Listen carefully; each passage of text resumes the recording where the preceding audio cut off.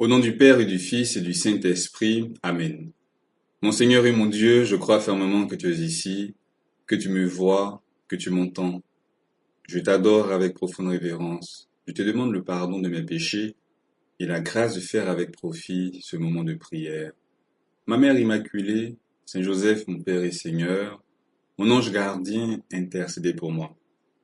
J'ai vécu quelques années à Rome et sur mon parcours quotidien pour me rendre à l'université, j'ai lu très souvent ces trois mots d'un graffiti qui disait Antonella ti amo. Antonella, je t'aime. Ce message était peint sur les rebords d'un pont piéton qui enjambait la Flaminia, un boulevard du nord de Rome. Et pendant longtemps, ça n'a été pour moi qu'un graffiti de plus, puisque il y en avait pas mal sur mon parcours. Mais un jour, un prêtre qui vivait depuis longtemps à Rome m'a raconté l'histoire de ce graffiti. La presse locale s'en était fait l'écho à l'époque. Antonella, c'était une lycéenne qui a été emportée par une maladie, brusquement. Et c'était un choc pour ses parents, pour ses amis, un choc surtout aussi pour son petit ami.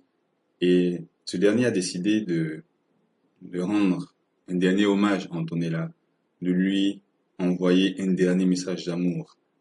Et la veille de son enterrement, il a écrit ce graffiti, il a peint des graffitis tout le long du parcours que le corbillard allait suivre jusqu'au cimetière. Antonella, je t'aime. Antonella, je t'aime. À répéter à différents endroits dans ce fameux pont piéton. Combien cette réaction est naturelle. L'amour est plus fort que la mort. L'amour remplit le cœur, l'amour entraîne aussi la pensée. Il aime se redire, l'amour aime se répéter. Seigneur, combien j'aimerais te dire et te redire, Jésus, je t'aime. Jésus, je t'aime. Jésus, je t'aime. Combien j'aimerais aussi remplir mes journées, mes occupations, les endroits que je traverse de graffitis d'amour qui fusent de mon cœur. Jésus, je t'aime. Lorsque je fais le ménage, lorsque je me déplace, lorsque je suis en train de travailler, en train de passer un habit ou même lorsque mon sommeil est interrompu, je peux te dire quelque chose. Ça ne prend pas plus de 2 secondes. Jésus, je t'aime. Et voilà, répéter cette petite prière plusieurs fois dans la journée. C'est sûr, Seigneur, que c'est une prière qui est très agréable. J'ai quelquefois pensé à l'effort que ce lycéen a dû faire pour pouvoir faire ces nombreux graffitis. C'est pas du tout évident. Et puis, ces graffitis peints à la va-vite n'avaient rien de chef-d'œuvre, non? Encore moins dans cette ville de Rome qui conserve de véritables trésors, non? De peintres comme Michel-Ange, le Bernet, euh, Raphaël ou le Caravage. Mais au-delà du résultat, l'important c'est ce geste qui vient du cœur. Seigneur, moi aussi, je peux faire un effort pour réciter tout au long de la journée de nombreuses prières éclairs, ces petites décharges spirituelles, pour ainsi dire, qui sont brèves et lumineuses comme l'éclair, et qui aident à me rappeler ta présence. Seigneur, moi aussi, j'aimerais laisser parler mon cœur, même si quelquefois je suis distrait, même si je peux avoir l'impression que ces prières ne sont pas si belles, surtout que ce sont les mêmes que je répète. On trouve dans l'Évangile pas mal d'autres prières éclairs qui pourraient également t'inspirer. La première, elle est toute simple, c'est tout juste un mot, Jésus, ton nom Seigneur, ce nom qui contient tout, ce nom que l'archange Gabriel a révélé à la Vierge Marie. Et écoute ce qu'en dit le catéchisme de l'Église catholique, c'est vraiment très beau, je le cite. L'invocation du nom de Jésus est le chemin le plus simple de la prière continuelle. Souvent répétée par un cœur humblement attentif, elle ne se dissèse pas dans un flot de paroles. Elle est possible en tout temps, car elle n'est pas une occupation à côté d'une autre, mais l'unique occupation, celle d'aimer Dieu, qui anime et transfigure toute action dans le Christ Jésus. C'est très beau. L'unique occupation, mon unique occupation, Seigneur, c'est de t'aimer. Et ça, c'est toujours possible, quel que soit ce que je suis en train de faire. Cet amour qui donne une toute autre dimension à mes activités habituelles. Dire simplement Jésus, Jésus. Ouvrons encore les évangiles qui nous offrent aussi d'autres pistes pour nourrir cette prière continuelle. Je vais tout simplement en rappeler quelques-unes. Par exemple, cette prière avec laquelle j'ai commencé ces 10 minutes de prière. Mon Seigneur et mon Dieu, ce cadeau que nous a fait saint Thomas, l'apôtre, ce acte de foi qui est très beau. Peut-être que je peux répéter en faisant une genuflexion devant le tabernacle, ou lorsque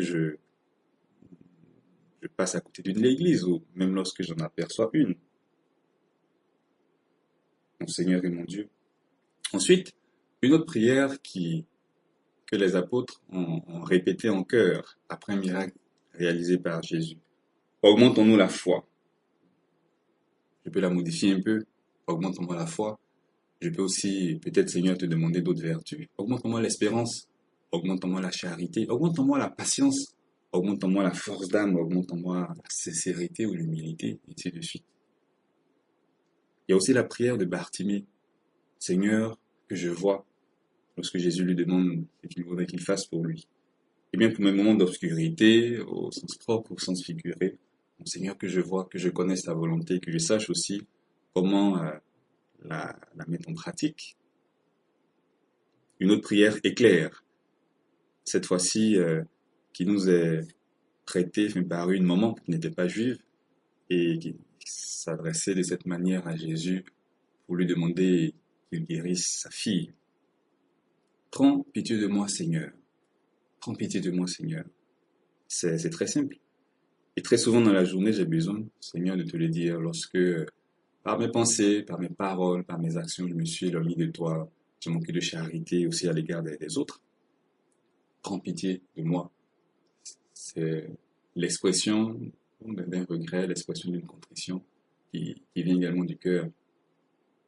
Enfin, pour terminer, il y en aurait tant d'autres, je termine avec cette véritable petite pépite qui est offerte par Saint Pierre, qui est également une prière éclair, une très belle. Seigneur, tu sais tout, tu sais que je t'aime. Voilà, c'est simple, c'est dit, et ça occupe peu de temps. Il n'y a pas longtemps, un adolescent m'a raconté une petite mésaventure qu'il a eue. Ses parents ont acheté un nouveau frigidaire, donc il était tout content. Et lorsqu'il a ouvert pour la première fois cet appareil, il a eu une mauvaise surprise. Quand la porte est ouverte, il y a eu une sonnerie qui accompagnait ce moment. Et lui, très contrarié, il s'est écrié frigidaire soyez. En français, on pourrait traduire par maudit frigidaire. Parce que oui, ce frigidaire, il lui manquait une qualité importante, la discrétion. Surtout quand on veut, disons, mettre en valeur un reste de gâteau ou faire plaisir à un pot de yaourt qui s'ennuie dans le frigidaire. Et bien de cette anecdote, j'aimerais tirer peut-être deux petites leçons. Je me suis demandé, mais c'est vrai, en ouvrant le frigidaire, et si une mélodie sortait de mon cœur, la mélodie d'une prière éclair, et pourquoi pas aussi en ouvrant une autre porte, en ouvrant une fenêtre, ou en la fermant, en ouvrant une application enfin, sur mon téléphone, sur l'ordinateur, avant de passer un coup de fil, et ainsi de suite. La deuxième idée, c'est peut-être la réaction aussi devant une contrariété. C'est vrai, il y a ces sentiments négatifs qui apparaissent dans le cœur.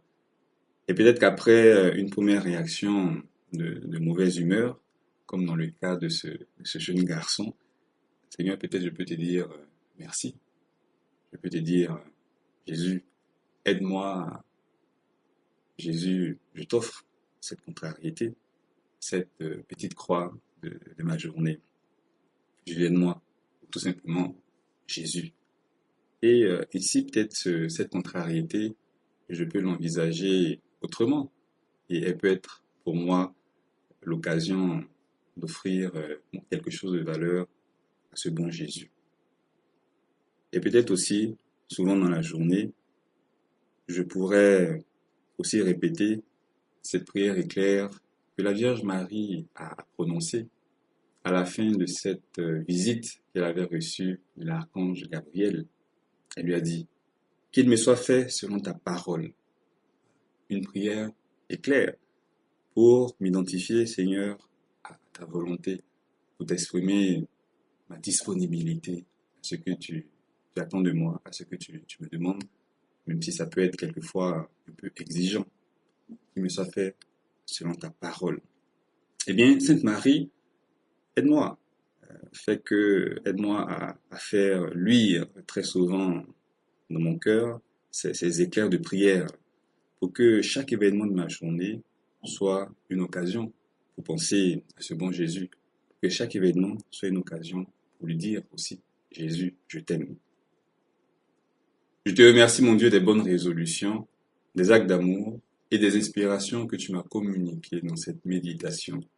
Je te demande de m'aider à les mettre en pratique. Ma Mère Immaculée, Saint Joseph, mon Père et Seigneur, mon ange gardien, intercédez pour moi.